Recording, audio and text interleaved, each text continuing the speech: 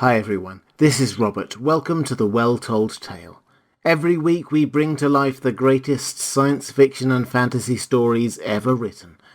The Well-Told Tale is now available as both a podcast and on YouTube, as well as being available early for my patrons every week over on patreon.com. There's a link in the description if you're interested in that, or getting access to some stories I record just for my patrons. Today we have the conclusion of Nathaniel Hawthorne's classic short story Rappaccini's Daughter. The scene has been set. Our hero Giovanni Guasconti is falling in love with Beatrice, the daughter of Dr. Rappaccini. But there is something mysterious, something wrong going on here. Why are the plants in Rappaccini's garden all so poisonous? Why does Beatrice seem to be so as one with them? What is Rappaccini's plan? And will young Giovanni ever listen to the warnings of his mentor, Professor Baglioni? We'll find out as this story draws to its conclusion. So, pull up a chair, relax, and enjoy the finale of Rappaccini's Daughter by Nathaniel Hawthorne. No sooner was Guasconti alone in his chamber than the image of Beatrice came back to his passionate musings, invested with all the witchery that had been gathered around it ever since his first glimpse of her, and now likewise imbued with a tender warmth of girlish womanhood. She was human. Her nature was endowed with all gentle and feminine qualities. She was worthiest to be worshipped. She was capable, surely on her part, of the height and heroism of love. Those tokens which he had hitherto considered as proofs of a frightful peculiarity in her physical and moral system were now either forgotten or by the subtle sophistry of passion transmitted into a golden crown of enchantment, rendering Beatrice the more admirable by so much as she was the more unique. Whatever had looked ugly was now beautiful, or if incapable of such a change, it stole away and hid itself among those shapeless half-ideas which throng the dim region beyond the daylight of our perfect consciousness. Thus did he spend the night, nor fell asleep until the dawn had begun to awake the slumbering flowers in Dr. Rappaccini's garden, whither Giovanni's dreams doubtless led him. Up rose the sun in his due season, and flinging his beams upon the young man's eyelids, awoke him to a sense of pain. When thoroughly aroused, he became sensible of a burning and tingling agony in his hand, in his right hand, the very hand which Beatrice had grasped in her own when he was on the point of plucking one of the gem-like flowers. On the back of that hand there was now a purple print like that of 4 small fingers, and the likeness of a slender thumb upon his wrist. Oh, how stubbornly does love, or even that cunning semblance of love which flourishes in the imagination but strikes no depth of root into the heart, how stubbornly does it hold its faith until the moment comes when it is doomed to vanish into thin mist. Giovanni wrapped a handkerchief about his hand and wondered what evil thing had stung him, and soon forgot his pain in a reverie of Beatrice. After the first interview, a second was in the inevitable course of what we call fate. A third, a fourth, and a meeting with Beatrice in the garden was no longer an incident in Giovanni's daily life, but the whole space in which he might be said to live, for the anticipation and memory of that ecstatic hour made up the remainder. Nor was it otherwise with the daughter of Rappaccini. She watched for the youth's appearance and flew to his side with confidence as unreserved as if they had been playmates from an early infancy, as if they were such playmates still. If by any unwanted chance he failed to come at the appointed moment, she stood beneath the window and sent up the rich sweetness of her tones to float around him in his chamber and echo and reverberate through his heart. "Giovanni! Giovanni! Why tarriest thou? Come down!" And down he hastened into that Eden of poisonous flowers. But with all this intimate familiarity, there was still a reserve in Beatrice's demeanour, so rigidly and invariably sustained that the idea of infringing it scarcely occurred to his imagination. By all appreciable signs, they loved. They had looked love with eyes that conveyed the holy secret from the depths of one soul to the depths of the other, as if it were too sacred to be whispered by the way. They had even spoken love in those gushes of passion when their spirits darted forth in articulated breath like tongues of long-hidden flame. And yet there had been no seal of lips, no clasp of hands, nor any slightest caress such as love claims and hallows. He had never touched one of the gleaming ringlets of her hair. Her garment, so marked was the physical barrier between them, had never been waved against him by a breeze. On the few occasions when Giovanni had seemed tempted to overstep the limit, Beatrice grew so sad, so stern, and withal wore such a look of desolate separation, shuddering at itself, that not a spoken word was requisite to repel him. At such times he was startled at the horrible suspicions that rose monster-like out of the caverns of his heart and stared him in the face. His love grew thin and faint as the morning mist. His doubts alone had substance. But when Beatrice's face brightened again after the momentary shadow, she was transformed at once from the mysterious, questionable being whom he had watched with so much awe and horror. She was now the beautiful and unsophisticated girl whom he felt that his spirit knew with a certainty beyond all other knowledge. A considerable time had now passed since Giovanni's last meeting with Baglioni. One morning, however, he was disagreeably surprised by a visit from the professor, whom he had scarcely thought of for whole weeks, and would willingly have forgotten still longer. Given up as he had long been to a pervading excitement, he could tolerate no companions except upon condition of their perfect sympathy with his present state of feeling. Such sympathy was not to be expected from Professor Baglioni. The visitor chatted carelessly for a few moments about the gossip of the city and the university, and then took up another topic.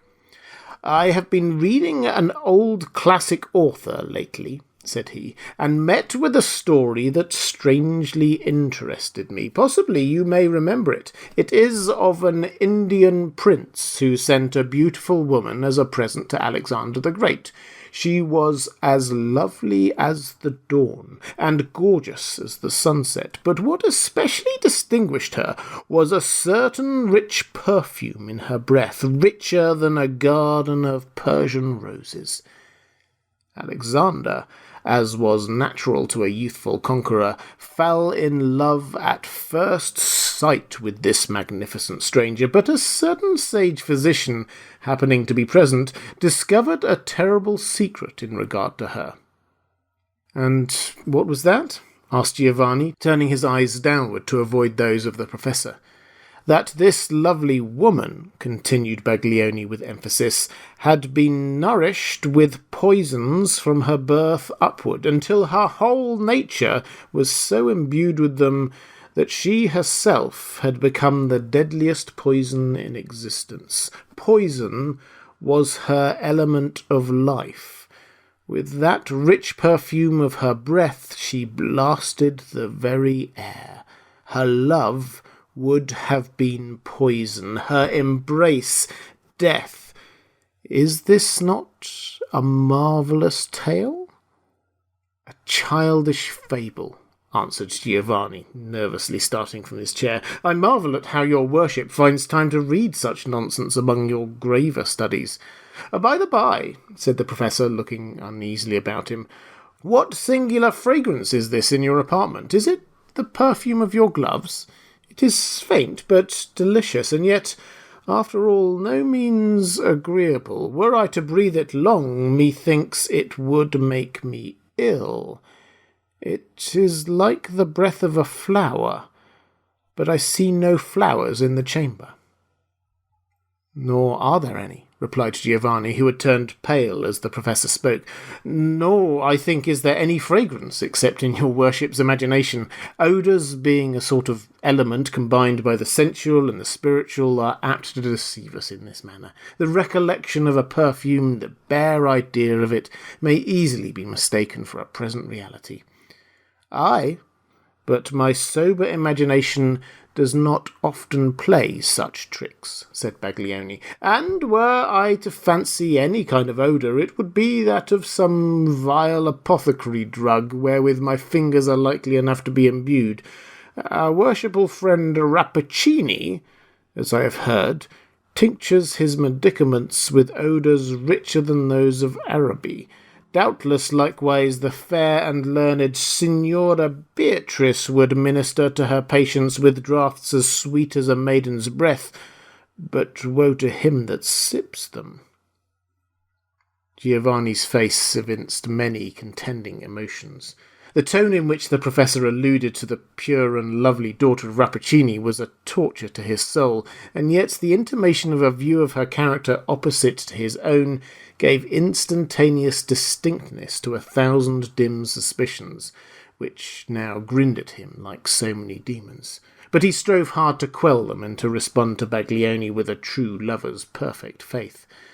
"Signor Professor," he said, "you were my father's friend. Perchance, too, it is your purpose to act as a friendly part towards his son. I would fain feel nothing towards you save respect and deference, but I pray you to observe, Signor, that there is one subject on which we must not speak. You know not the Signora Beatrice. You cannot, therefore, estimate the wrong, the blasphemy, I may even say, that is offered to her character by a light or injurious word." "Giovanni, my poor Giovanni," answered the professor with calm expression of pity, "I know this wretched girl far better than yourself. You shall hear the truth in respect to the poisoner Rappaccini and his poisonous daughter. Yes, poisonous as she is beautiful. Listen, for even should you do violence to my grey hairs, it shall not silence me. That old fable of the Indian woman has become a truth by the deep and deadly science of Rappaccini, and in the person of the lovely Beatrice." Giovanni groaned and hid his face. "Her father," continued Baglioni, "was not restrained by natural affectation from offering up his child in this horrible manner as the victim of his insane zeal for science, for let us do him justice, he is as true a man of science as ever distilled his own heart in an alembic. What, then, will be your fate? Beyond a doubt, you were selected as the material of some new experiment. Perhaps the result is to be death, perhaps a fate more awful still. Rappaccini, with what he calls the interest of science before his eyes, will hesitate at nothing." "It is a dream," muttered Giovanni to himself. "Surely it is a dream." "But," resumed the professor, "be of good cheer, son of my friend. It is not too late for the rescue. Possibly we may even succeed in bringing back this miserable child within the limits of ordinary nature from which her father's madness has estranged her. Behold, this little silver vase.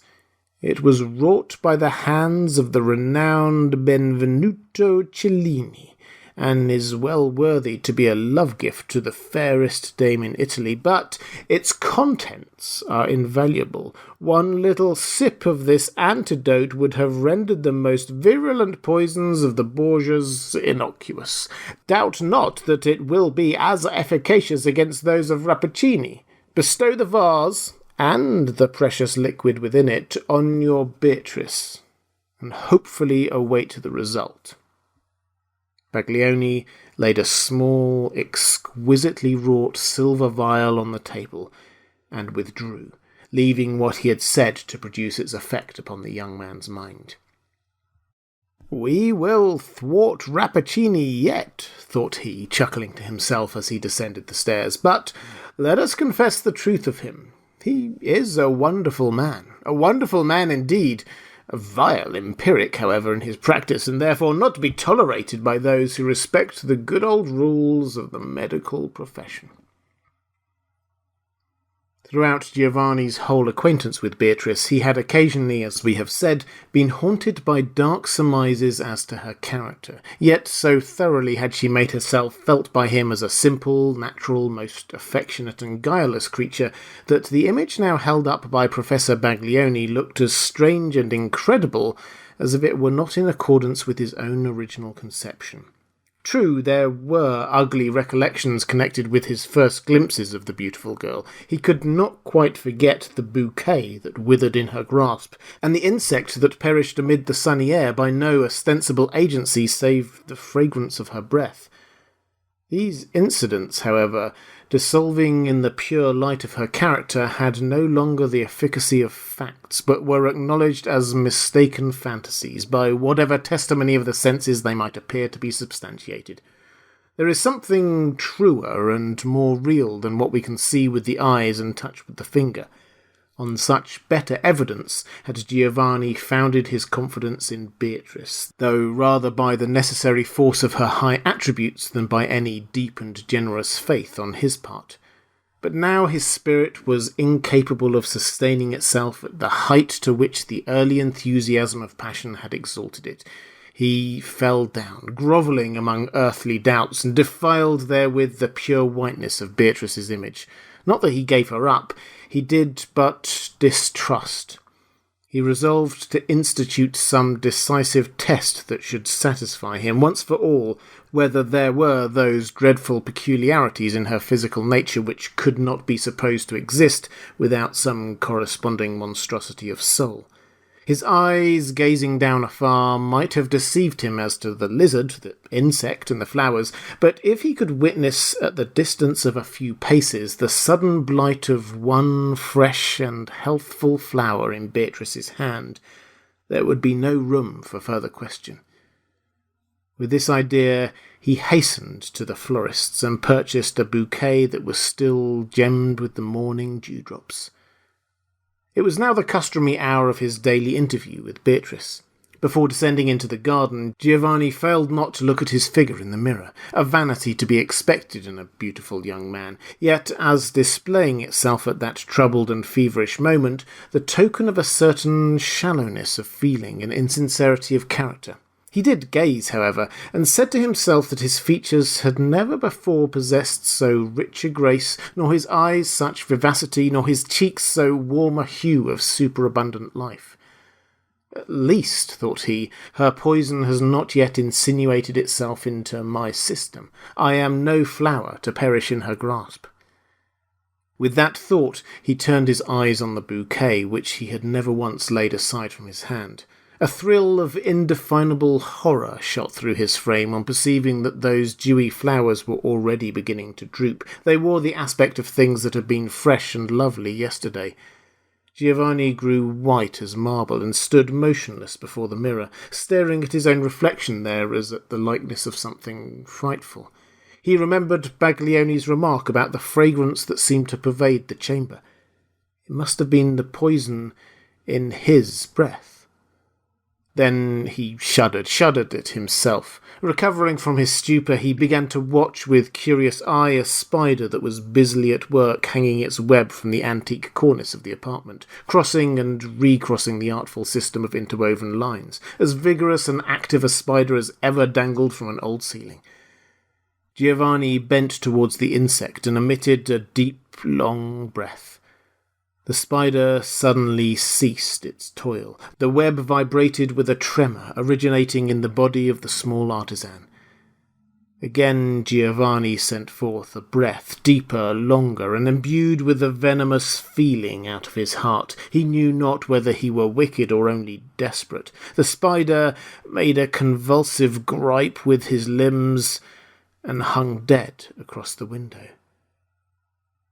Accursed! Accursed! Muttered Giovanni, addressing himself. Hast thou grown so poisonous that this deadly insect perishes by thy breath? At that moment a rich, sweet voice came floating up from the garden. Giovanni, Giovanni, it is past the hour. Why tarriest thou? Come down. Yes, muttered Giovanni again. She is the only being whom my breath may not slay. Would that it might. He rushed down, and in an instant was standing before the bright and loving eyes of Beatrice. A moment ago his wrath and despair had been so fierce that he could have desired nothing so much as to wither her by a glance, but with her actual presence there came influences which had too real an existence to be at once shaken off, recollections of the delicate and benign power of her feminine nature which had so often enveloped him in a religious calm, recollections of many a holy and passionate outgush of her heart when the pure fountain had been unsealed from its depths and made visible in its transparency to his mental eye, recollections which, had Giovanni known how to estimate them, would have assured him that all this ugly mystery was but an earthly illusion, and that whatever mist of evil might have seemed to have gathered over her, the real Beatrice was a heavenly angel. Incapable as he was of such high faith, still her presence had not utterly lost its magic. Giovanni's rage was quelled into an aspect of sullen insensibility. Beatrice, with a quick spiritual sense, immediately felt that there was a gulf of blackness between them, which neither he nor she could pass. They walked on together, sad and silent, and thus came to the marble fountain and to its pool of water on the ground, in the midst of which grew the shrub that bore gem-like blossoms. Giovanni was affrighted at the eager enjoyment, the appetite, as it were, with which he found himself inhaling the fragrance of the flowers. "Beatrice," asked he abruptly, "whence came this shrub?" "My father created it," answered she with simplicity. "Created it? Created it?" repeated Giovanni. "What mean you, Beatrice?" "He is a man fearfully acquainted with the secrets of nature," replied Beatrice, "and at the hour when I first drew breath, this plant sprang from the soil, the offspring of his science, of his intellect, when I was but his earthly child. Approach it not," continued she, observing with terror that Giovanni was drawing nearer to the shrub. "It has qualities that you little dream of. But I, dearest Giovanni, I grew up and blossomed with the plant, and was nourished with its breath. It was my sister, and I loved it with a human affection, for, alas, hast thou not suspected it? There was an awful doom." Here Giovanni frowned so darkly upon her that Beatrice paused and trembled, but her faith in his tenderness reassured her and made her blush that she doubted for an instant. "There was an awful doom," she continued, "the effect of my father's fatal love of science, which estranged me from all society of my kind. Until heaven sent thee, dearest Giovanni, oh, how lonely was thy poor Beatrice." "Was it a hard doom?" asked Giovanni, fixing his eyes upon her. "Only of late have I known how hard it was," answered she tenderly. "Oh, yes, but my heart was torpid, and therefore quiet." Giovanni's rage broke forth from his sullen gloom like a lightning flash out of a dark cloud. "Accursed one!" cried he with venomous scorn and anger, "and finding thy solitude wearisome, thou hast severed me likewise from all the warmth of life, and enticed me into thy region of unspeakable horror." "Giovanni!" exclaimed Beatrice, turning her large bright eyes upon his face. The force of his words had not found its way into her mind. She was merely thunderstruck. "Yes, poisonous thing!" repeated Giovanni, beside himself with passion. "Thou hast done it. Thou hast blasted me. Thou hast filled my veins with poison. Thou hast made me as hateful, as ugly, as loathsome and deadly a creature as thyself, a world's wonder of hideous monstrosity. Now, if our breath be happily as fatal to ourselves as to all others, let us join our lips in one kiss of unutterable hatred, and so die." "What has befallen me?" murmured Beatrice with a low moan out of her heart. "Holy Virgin, pity me, a poor heartbroken child." Thou dost pray?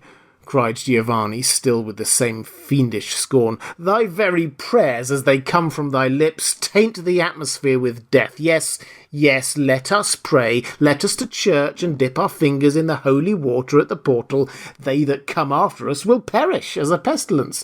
Let us sign crosses in the air. It will be scattering curses abroad in the likeness of holy symbols. Giovanni, said Beatrice calmly, for her grief was beyond passion, why dost thou join thyself with me thus in these terrible words? I, it is true, am the horrible thing thou namest me, but thou, what hast thou to do, save with one other shudder at my hideous misery, to go forth out of the garden and mingle with thy race, and forget there ever crawled on earth such a monster as poor Beatrice? Dost thou pretend ignorance? Asked Giovanni, scowling upon her. Behold this power I have gained from the pure daughter of Rappaccini.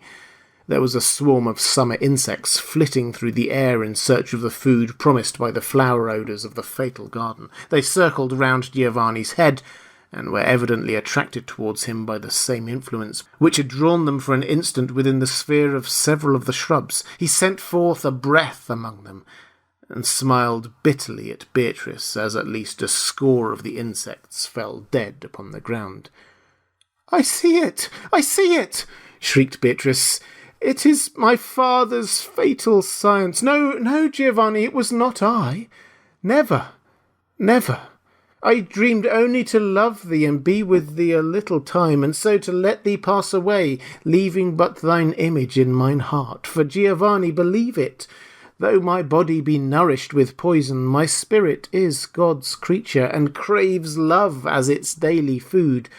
But my father, he has united us in this fearful sympathy. Yes, spurn me, tread upon me, kill me. Oh, what is death after such words as thine? But it was not I. Not for a world of bliss would I have done it. Giovanni's passion had exhausted itself in its outburst from his lips. There now came across him a sense, mournful and not without tenderness, of the intimate and peculiar relationship between Beatrice and himself. They stood, as it were, in an utter solitude, which would be made none the less solitary by the densest throng of human life. Ought not then the desert of humanity around them to press this insulated pair closer together? If they should be cruel to one another, who was there to be kind to them? Besides, thought Giovanni, might there not still be a hope of his returning within the limits of ordinary nature and leading Beatrice, the redeemed Beatrice, by the hand? O weak and selfish and unworthy spirit that could dream of an earthly union and earthly happiness as possible after such deep love had been so bitterly wronged, as was Beatrice's love by Giovanni's blighting words. No, no, there could be no such hope. She must pass heavily, with that broken heart, across the borders of time. She must bathe her hurts in some fount of paradise, and forget her grief in the light of immortality, and there be well. But Giovanni did not know it. Dear Beatrice, said he, approaching her while she shrank away as always at his approach, but now with a different impulse. Dearest Beatrice, our fate is not yet so desperate. Behold, there is a medicine, potent, as a wise physician has assured me, and almost divine in its efficacy. It is composed of ingredients the most opposite to those by which thy awful father has brought this calamity upon thee and me. It is distilled of blessed herbs. Shall we not quaff it together, and thus be purified from evil? Give it to me, said Beatrice, extending her hand to receive the little silver vial which Giovanni took from his bosom. She added with a peculiar emphasis, I will drink it, but do thou await the result. She put Baglioni's antidote to her lips, and at the same moment the figure of Rappaccini emerged from the portal and came slowly towards the marble fountain. As he drew near, the pale man of science seemed to gaze with a triumphant expression at the beautiful youth and maiden, as might an artist who should spend his life in achieving a picture or a group of statuary, and finally be satisfied with his success. He paused. His bent form grew erect with conscious power. He spread out his hands over them in the attitude of a father imploring a blessing upon his children. But those were the same hands that had thrown poison into the stream of their lives. Giovanni trembled. Beatrice shuddered nervously and pressed her hand upon her heart. "My daughter," said Rappaccini, "thou art no longer lonely in the world. Pluck one of these precious gems from thy sister shrub, and bid thy bridegroom wear it in his bosom. It will not harm him now. My science and the sympathy between thee and him have so wrought within his system that he now stands apart from common men, as thou dost, daughter of my pride and triumph, from ordinary women. Pass on, then, through the world, most dear to one another, and dreadful to all besides."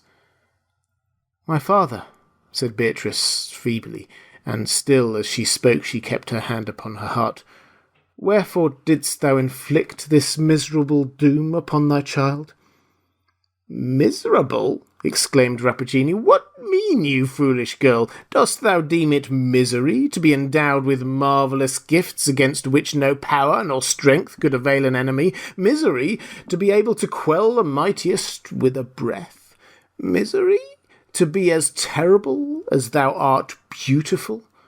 Wouldst thou then have preferred the condition of a weak woman, exposed to all evil and capable of none?" "I would fain have been loved, not feared," murmured Beatrice, sinking down upon the ground, "but now it matters not. I am going, father, where the evil which thou hast striven to mingle with my being will pass away like a dream, like the fragrance of these poisonous flowers, which will no longer taint my breath among the flowers of Eden. Farewell, Giovanni. Thy words of hatred are like lead within my heart, but they too will fall away as I ascend. Oh, was there not from the first more poison in thy nature than in mine?" To Beatrice, so radically had her earthly part been wrought upon by Rappaccini's skill, as poison had been life, so the powerful antidote was death. And thus the poor victim of man's ingenuity and thwarted nature, and of the fatality that attends all such efforts of perverted wisdom, perished there, at the feet of her father and Giovanni. Just at that moment Professor Pietro Baglioni looked forth from the window and called loudly, in a tone of triumph mixed with horror, to the thunder-stricken man of science, "Rappaccini! Rappaccini! And is this the upshot of your experiment?"